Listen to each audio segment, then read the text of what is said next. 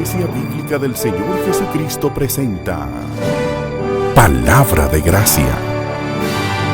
El primer domingo de cada mes nos reunimos a participar de la Cena del Señor. Pero es bueno que nosotros tengamos una conciencia clara, un entendimiento de lo que significa la Cena del Señor y cuáles son las demandas que el Señor tiene para participar. De manera que esto no se convierta en un ritual, en algo frío y sin significado. Yo quiero leer en relación a esto una cita de un ministro, no recuerdo el nombre. Él decía lo siguiente: la repetición de un acto sagrado puede convertirse en una rutina. Y eso me lleva a mí a preguntar, ¿lo que vamos a hacer es una rutina del primer domingo de cada mes que vamos a participar de la Cena del Señor? Lo hacemos porque la iglesia lo hace así, no nos preparamos ni nada, y esto es un rito el que vamos a participar. Y dice, y de la rutina al rito hay un corto paso. Israel convirtió todo el rico tesoro de la adoración y la alabanza en un rito. La rutina mató la frescura de la enseñanza y la presencia de Dios. Cuidado si nosotros venimos a participar así, bajo la rutina, bajo la presión de la vida diaria, sin prepararnos, sin entender el significado. Y dice este autor, la iglesia no está ajena a este riesgo. Puede tomar algo sagrado como la oración y convertirla en un rito, en un rezo. O tomar el cántico y cantar por el hábito de hacerlo sin pensar en las palabras. Inclusive hay personas, si no tienen cierto tipo de música, se les dificulta alabar. Cuando nosotros venimos a alabar, debemos centrarnos en la letra de lo que dice, lo que cantamos al Señor en las alabanzas. Pero donde el riesgo se convierte en peligro es en la cena del Señor. No hay intimidad más sublime ni experiencia más profunda que la de compartir con el Señor el significado del Calvario y la cruz en relación con su cuerpo y su sangre preciosa. Eso es solo para los suyos. Óigame bien, solo para nosotros, para los que hemos sido redimidos con la sangre de Cristo. Los íntimos con el Señor. Y me gusta ese término, los íntimos con el Señor. Si la Santa Cena se convierte en un rito, las fuentes de la bendición, de la presencia de Cristo en la iglesia comienzan a secarse. Porque la Santa Cena no es un reto. No es un rito, es un reto. Un reto a la santidad personal. Un reto al examen propio a la luz de la obediencia a la palabra. Un reto a la unidad de la iglesia. Un reto a esperar la venida del Rey. No solo que es imposible estar ausente de la cena del Señor, sino que también es imposible convertir en rito lo que siempre debe ser un reto. Hermanos, si con esa conciencia, a mí me gustaría que nosotros abriéramos nuestras Biblias en 1 Corintios 11 y de una manera bien sencilla, sencillísima, veamos cuál es el significado de la Cena del Señor. Aquí hay muchas personas que se han convertido, se han bautizado no hace mucho tiempo, en los últimos años, y quizás no saben, o saben el significado de la cena, claro está, pero no saben cómo prepararse antes, durante y qué hacer después de participar en la Cena del Señor. 1 Corintios 11, 23 y 24 nos dice el significado de la cena. Porque yo recibí del Señor lo que también os he enseñado. Que el Señor Jesús, la noche que fue entregado, tomó pan y habiendo dado gracias, lo partió y dijo: tomad, comed, esto es mi cuerpo que por vosotros es partido. Haced esto en memoria de mí. El Señor reparte el pan y les dice que lo tomen, que lo coman en memoria de su cuerpo que iba a ser partido. En memoria de su cuerpo, donde Él iba a llevar nuestros pecados en la cruz. Dice primera de Pedro 2:24, quien llevó Él mismo nuestros pecados en su cuerpo sobre el madero, para que nosotros, estando muertos a los pecados, vivamos a la justicia y por cuya herida fuisteis sanados. Él llevó nuestros pecados en la cruz para que nosotros tengamos vida, para que nosotros estemos aquí, para que nosotros tengamos hoy la esperanza de la vida eterna. El fruto de la vid representa su sangre derramada por la remisión de nuestros pecados. Versículo 25 de 1 Corintios 11. Asimismo tomó también la copa después de haber cenado, diciendo: esta copa es el nuevo pacto en mi sangre. Haced esto todas las veces que la bebiereis en memoria de mí. Y nosotros, el pueblo de Dios que se congrega aquí, los que hemos sido redimidos por la sangre del Cordero, nos hemos reunido a hacer memoria de esa obra expiatoria, de esa obra redentora de Cristo a nuestro favor. Y dice Hendrickson en relación a esto, el comentarista Guillermo Hendrickson: los que participan de ella tienen que tomarlo a Él como su Señor y su vida, rendirse a Él y vivir para Él. En ella tenemos un relato de las finalidades de esta ordenanza. Tiene que hacerse en memoria de Cristo para mantener fresca en nuestras mentes su muerte por nosotros. Y también para recordar a Cristo que intercede por nosotros a la diestra de Dios en virtud de su muerte. No es tan solo en memoria de Cristo, de lo que Él hizo y sufrió, sino también para celebrar su gracia en nuestra redención. Óigame bien, hermanos, para celebrar la gracia de Dios, como nosotros cantábamos, en la redención, por ese regalo tan grande que Dios nos ha dado. Declaramos que su muerte es nuestra vida, la fuente de todos nuestros consuelos y esperanzas. Nos gloriamos en tal declaración, mostramos su muerte y la reclamamos como nuestro sacrificio y nuestro rescate aceptado. Pero para que la participación en esta ordenanza no se convierta en algo ritual, nosotros debemos entender las demandas específicas que Dios pone sobre ti y sobre mí. Y quiero que veamos, luego de haber explicado el significado de la cena, ¿cuáles son las demandas antes de participar? Uno viene a la iglesia a participar de la cena. Ahora, la pregunta que uno se hace: todo el mundo inclina su cabeza y se pone a orar, y yo voy a hacer lo mismo. Yo voy a inclinar mi cabeza y me voy a poner a orar. O yo veo a muchos que están leyendo un texto de las Escrituras. ¡Qué bueno! Pero el punto específicamente, ¿qué yo debo hacer antes de participar de la cena? Fíjense lo que dice 1 Corintios 11:28. Por tanto, pruébese cada uno a sí mismo. Pruébese. Sométase a prueba con la expectación de aprobar. Haga un autoexamen. Examínese. Mire su condición espiritual. ¿Cuáles han sido tus actitudes hacia el Señor y su palabra en esta semana, en estos días, en este mes que ha pasado?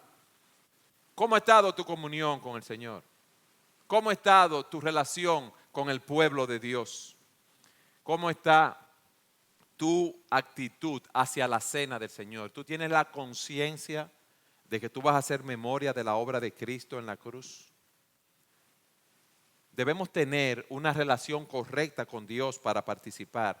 Una relación correcta con Dios y con los hombres, de manera que podamos participar con una limpia conciencia. Debemos mirar honestamente nuestros corazones y ver lo que hay allí, escudriñarlo. Escudriñarlo a la luz de los principios de la palabra de Dios.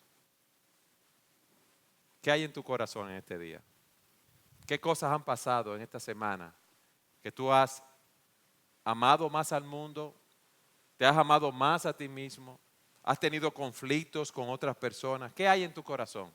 Pruébese, examínalo, pásalo por un sedazo, fíltralo. Y el propósito de examinarse siempre es positivo. Óigame bien, positivo. Porque cuando reconocemos nuestras flaquezas, nuestros pecados, lo que hay en nuestros corazones, cuando reconocemos que hemos faltado contra Dios, entonces nos apropiamos de la gracia de Cristo. Nos apropiamos de la maravillosa gracia de Dios que nos capacita para seguir adelante. Y ese autoexamen me lleva a confesar mis pecados en la presencia de Dios. Eso es lo que yo debo hacer. Yo debo ver a Cristo en su agonía, clamando al Padre: Dios mío, ¿por qué me has abandonado? ¿Por qué me has desamparado? Y ver que esa agonía fue por mis pecados. Que esa agonía es por esos pecados que yo estoy amamantando cada día. Esos pecados que estoy permitiendo que echen raíces en mi vida y no estoy luchando con ellos de una manera bíblica. Yo debo examinarme, ver mi relación hacia el Señor y su palabra, hacia su pueblo, hacia la cena reconociendo su significado. Y después de examinarme, confesarlo en la presencia de Dios. Dice primera de Juan 1:9, si confesamos nuestros pecados, ¿qué hace Dios? Nos separa de Él porque somos unos impíos. ¿Qué hace Dios? Si confesamos nuestros pecados, ¿Él es qué? Fiel. ¿Para qué? Y limpiarnos. Alabado sea el Señor. Confesión, ponerme de acuerdo con Dios en qué he pecado, en qué he transgredido su ley. Si yo no hago esto y participo de la cena del Señor indignamente, sin confesar mi pecado, dice 1 Corintios 11, 29 y 30, porque el que come y bebe indignamente sin discernir el cuerpo del Señor, juicio come y bebe para sí, porque hay muchos enfermos y debilitados entre vosotros. Entonces, hermanos, examinémonos, veamos nuestros pecados, confesémoslos en la presencia de Dios. El que encubre su pecado no prosperará, pero el que lo confiese y se aparta alcanzará misericordia. En Cristo hay perdón para que sea reverenciado nuestro Dios. Es un Dios de gracia. Vamos a hacer ese autoexamen porque cuando nosotros lo hacemos es un momento de purificación para la iglesia. Es un reto para nosotros ver nuestras vidas a la luz de la palabra de Dios. Es un reto para nosotros también, para nosotros ver si estamos viviendo la vida de separación que el Señor demanda de nosotros. Ahí mismo en el capítulo 10 de 1 Corintios, en el versículo 20 dice, antes digo que los gentiles sacrifican, a los demonios los sacrifican y no a Dios. Y no quiero que vosotros os hagáis partícipes con los demonios. No podéis beber la copa del Señor y la copa de los demonios. No podéis participar de la mesa del Señor y de la mesa de los demonios. ¿O provocaremos a celos al Señor? ¿Somos más fuertes que Él? Nosotros debemos estar separados del mundo, hermanos. Separados en el sentido de no vivir conforme al patrón de vida que ellos tienen, que es contrario a la palabra de Dios. ¿O provocaremos a celos al Señor? Dios no quiere competencia, Dios es un Dios celoso. Dios nos anhela celosamente. Y Dios castiga nuestro pecado, nuestra idolatría. Examínate. Pero es un reto también, no solo a la separación, a la santidad, es un reto a la unidad de la iglesia. Es un momento de comunión de todos nosotros, del cuerpo de Cristo, en memoria de Él. Es la comunión de la sangre de Cristo. Es algo que nosotros tenemos en común, algo de lo cual nosotros participamos.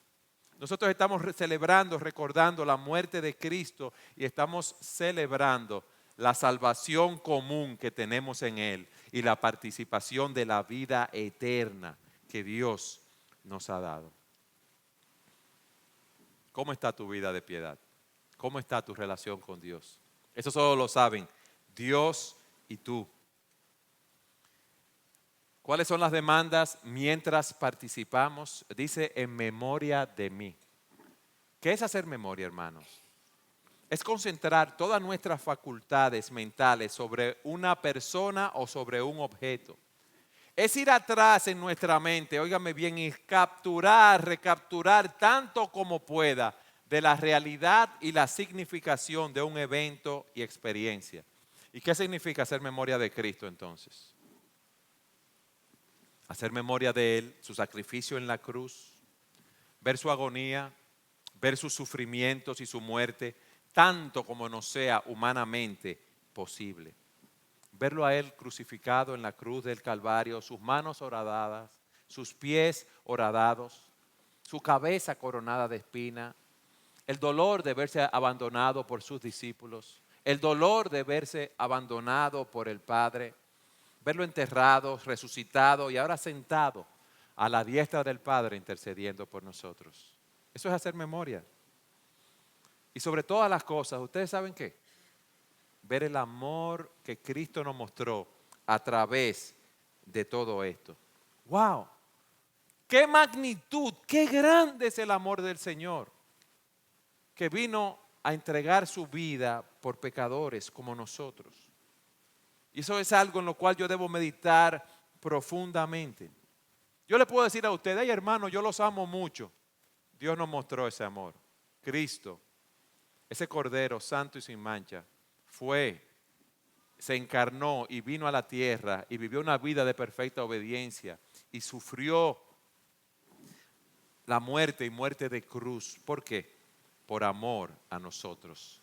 Entonces, hacer memoria de mí es hacer memoria de la vida de Cristo, de su sufrimiento por mí, pero sobre todas las cosas también ver su amor. Textos como el que dice, mas Dios muestra su amor para con nosotros, en que siendo pecadores, Cristo murió por nosotros. Deben tomar un significado muy especial en este día. El ver que Dios no escatimó a su propio Hijo, sino que lo entregó por todos nosotros, debe tener un significado especial. Debemos meditar en esta realidad. Lo que dice Primera de Juan 4:8, en esto se mostró el amor de Dios para con nosotros, en que Dios envió a su Hijo al mundo para que vivamos para Él. En esto consiste el amor, óigame bien, en esto consiste el amor.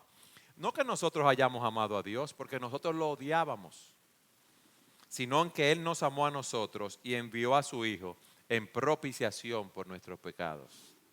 Ya la ira de Dios no va a ser derramada sobre nosotros. Ya la ira de Dios fue derramada sobre Jesucristo. Y yo veo ese amor. Y a veces uno pregunta, ¿y cómo yo sé que Él me amó? Porque Él se entregó a sí mismo por mí. Pablo dice en Gálatas 2:20, con Cristo estoy juntamente crucificado, ya no vivo yo, mas vive Cristo en mí. Y lo que ahora vivo en la carne, lo vivo en la fe del Hijo de Dios, el cual me amó. ¿Y qué hizo? ¿Me lo dijo desde el cielo con un megáfono? Yo te amo y me dejó así. No. Dejó su manto de oro, si podemos decirlo así, sus sandalias, todo su ropaje real, dejó la adoración en los cielos. Se separó de su padre. ¿Por qué? Por amor a ti y a mí. Y eso es lo que nosotros debe cautivarnos. Y Él vino a rescatarnos de ese mercado de esclavos donde nosotros nos encontrábamos. Él vino a través de su sacrificio, a través de su muerte, a reconciliarnos con Dios. Él vino a quitar la enemistad entre nosotros. Él vino a traernos redención a través de su sangre, a librarnos de ese mercado de esclavos en el cual nosotros nos encontrábamos. Él llevó sobre sí la ira de Dios por amor a nosotros. Y debemos también meditar en que esta es una cena de proclamación. Primero a los Corintios 11:26 dice, así pues todas las veces que comiereis este pan y bebiereis esta copa, la muerte del Señor anunciáis, ¿hasta cuándo? ¿Qué estamos proclamando? ¿Qué estamos nosotros anunciando aquí? La muerte del Señor. Cristo murió por nosotros. Cristo murió por los pecadores. Ya no hay condenación para nosotros. Ahora tenemos vida y vida en abundancia. Y ahora tenemos la esperanza de la vida eterna. Eso es lo que nosotros estamos proclamando. ¿Y a quiénes le estamos predicando eso? Nos lo estamos predicando unos a otros. Cuando yo tomo el pan y tomo el fruto de la vid, yo le estoy diciendo a mis hermanos, Cristo es mi todo, Cristo es mi vida. Para mí el vivir es Cristo. Eso es lo que yo estoy haciendo memoria aquí. ¿Lo es para ti, hermano? También no solo nos exhortamos unos a otros, nos amonestamos los unos a los otros. Porque cuando tú estás participando de la cena, ¿tú sabes lo que tú le estás diciendo al hermano? Yo me he examinado, yo he confesado mis pecados a Dios, yo he hecho propósitos de vivir para Él. ¿Lo has hecho tú? Y no lo digo esto para que nos estemos comparando con los otros. Asumimos que cuando estamos participando es porque todos nos hemos examinado, nos hemos probado a nosotros mismos y hemos confesado nuestros pecados. Y proclamamos también a aquellos que no son creyentes. Les decimos que nosotros queremos vivir para Cristo, que nosotros pertenecemos a Él. Pero aquí, cada vez que participamos de la cena, hay un grupo especial que están con nosotros. ¿Ustedes saben quiénes son? ¿A qué no me dicen? Nuestros hijos. Ellos están aquí. Ellos están viendo lo que nosotros estamos haciendo. En Éxodo 12:24 Dice, guardaréis esto por estatuto para vosotros y para vuestros hijos para siempre. Y cuando entréis en la tierra que Jehová os dará, como prometió, guardaréis este rito. Y cuando os dijeren vuestros hijos, ¿qué es este rito vuestro? Hablando de lo de la Pascua. Vosotros responderéis, es la víctima de la Pascua de Jehová, el cual pasó por encima de las casas de los hijos de Israel en Egipto, cuando hirió a los egipcios y libró nuestras casas. Entonces el pueblo se inclinó y adoró. Cuando nuestros hijos nos pregunten, ¿y por qué es eso? ¿Qué es lo que ustedes están haciendo? ¿Qué es la cena del Señor? ¿Qué es la Santa Cena? ¿Qué es eso del pan que pasa? ¿Qué es eso del fruto de la vid? Nosotros debemos predicarle el Evangelio. Cristo murió por nuestros pecados y nosotros estamos haciendo memoria de esto. Antes de participar, pruébese cada uno a sí mismo. Durante la participación debemos hacer memoria de mí y hemos visto que debemos hacer memoria de la obra de Cristo a nuestro favor, de los beneficios que tenemos, del amor que Él nos mostró, la manera como Él nos amó y se entregó. Y después de participar de la comunión, de la cena del Señor, no hay instrucciones específicas, pero sí debemos tener pensamientos que nos guíen a la consagración y a un nuevo compromiso con servir al Señor. Miren lo que dice 2 Corintios 5:14. Porque el amor de Cristo nos constriñe, nos apremia, nos aprieta. Pensando esto, que si uno murió por todos, luego todos murieron. Y por todos murió. ¿Para qué? Para que sigamos viviendo como nuestras vidas en nuestro propio mundo asfixiante, en el de nosotros, de nuestro orgullo, de nuestro egoísmo. ¿Para eso murió Cristo? ¿Sí o no?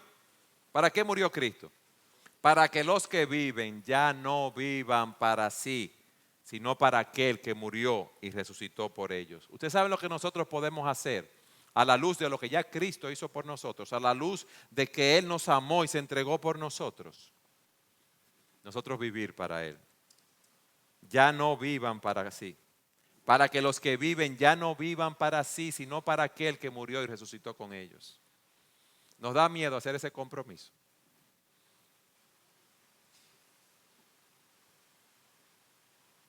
Yo estoy aquí, Señor, como un cheque en blanco, úsame. A mí me da miedo muchas veces eso. Pero ya Él lo dio todo por nosotros. Él dio a su Hijo amado. Entonces, ¿nosotros qué debemos hacer? Consagrarnos para vivir para Él. Para que los que viven ya no vivan para sí, sino para aquel que murió y resucitó por ellos. Tito 2:14 dice, Cristo se dio a sí mismo por nosotros, quien se dio a sí mismo por nosotros para redimirnos de toda iniquidad y purificar para sí un pueblo, ¿cómo dice el texto? Propio, un pueblo de Él y de nadie más. Un pueblo que está viviendo para Él, que está separado de las cosas de este mundo. Está en este mundo pero viviendo para Dios. Un pueblo propio, ¿y qué dice luego? ¿Celoso de qué? Eso es lo que nosotros debemos hacer, hermanos. Consagrarnos para vivir para aquel que murió y resucitó por nosotros. Para aquel que se entregó por nosotros, para redimirnos de toda iniquidad y purificar para sí un pueblo propio, celoso de buenas obras. Eso es lo que nosotros venimos a hacer aquí, hacer memoria de Cristo. Yo quiero que hoy el Señor nos conceda, si se nos había olvidado o no sabíamos estas cosas a plenitud, que hagamos ese compromiso de participar con esa conciencia.